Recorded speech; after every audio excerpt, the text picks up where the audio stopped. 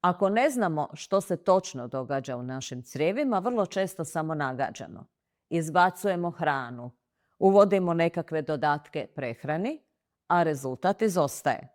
Upravo zato u svojoj praksi radim Zino Gut Health test. To je test koji nam daje uvid u trenutno stanje crijeva.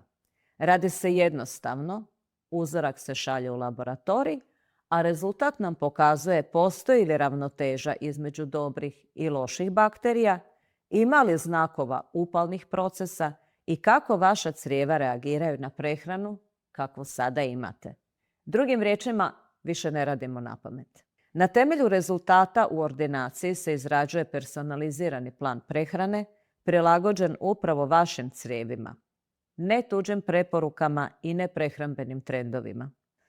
Ako rezultati pokažu da dobrim bakterijama nedostaje podrške, tada se ciljano uvode i dodaci prehrane, poput Zinzino prebiotika, čija je uloga da nahrane naše dobre bakterije i pomognu obnovi zaštitnog sloja crijeva.